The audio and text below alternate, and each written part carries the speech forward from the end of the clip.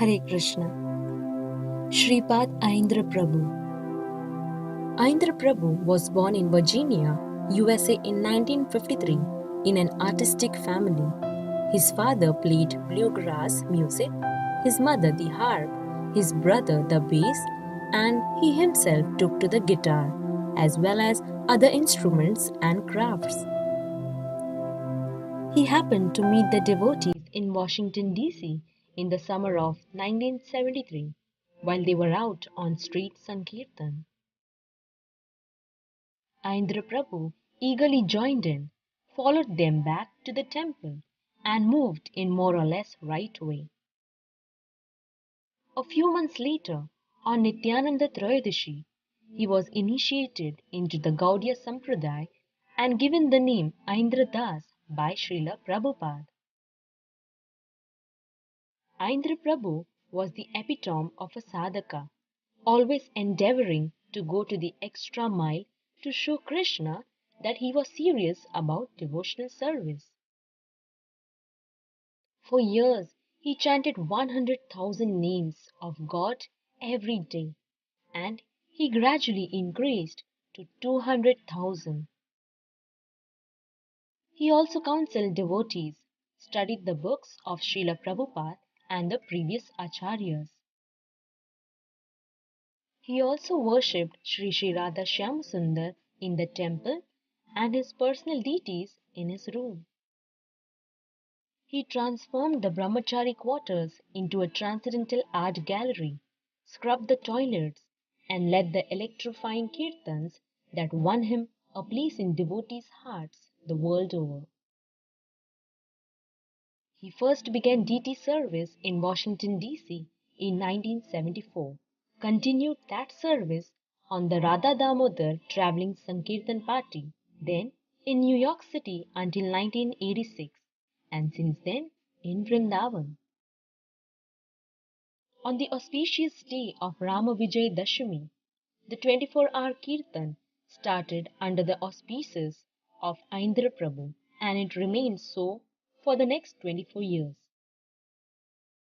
On the footsteps of Sri Chaitanya Mahaprabhu, as he performed Sankirtan, both publicly and privately, for 24 years, Aindra Prabhu also journeyed to Vrindavan 24 years ago with the intention of dedicating his body, mind, and soul to the Sankirtan movement.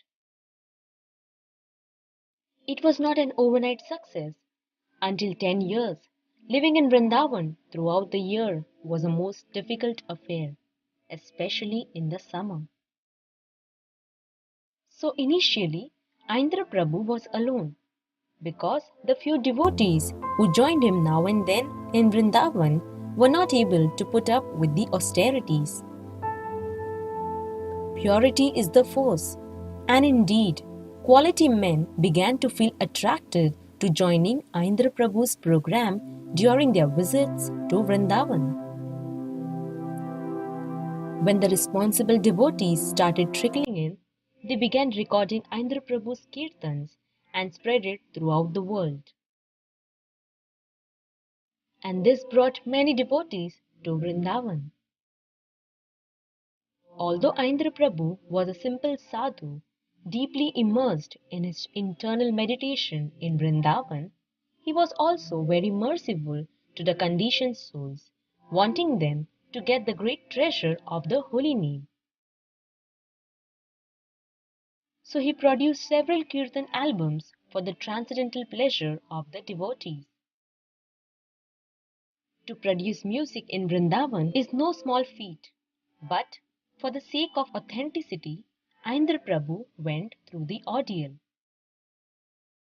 And so, the sound of peacocks, parrots, and other Vrindavan living entities mingles charmingly with the sound of Aindra Prabhu's enchanting songs on albums such as Chintamani Naam, Vrindavan Mellows, and others. As Aindra Prabhu's transcendental fame grew well-to-do, devotees felt inspired to contribute to the maintenance of the 24-hour Kirtan party. But Aindra Prabhu was not interested in living comfortably, and whenever the occasion arose, he would give donations to the temple. Aindra Prabhu had the potency to stay in one place and affect the world. There is great value in sitting in one place and just chanting purely the holy names for the benefit of humanity. He left his body while preparing to cook for his deities in July 2010, and he surrendered his last breath at the lotus feet of Lord Nityananda, to whom he had pledged his life. In retrospect, one can easily conclude that Aindra Prabhu was steadiness personified. All glories to 24 hours Kirtan at Krishna Balram Mandir, Vrindavan. Hare Krishna.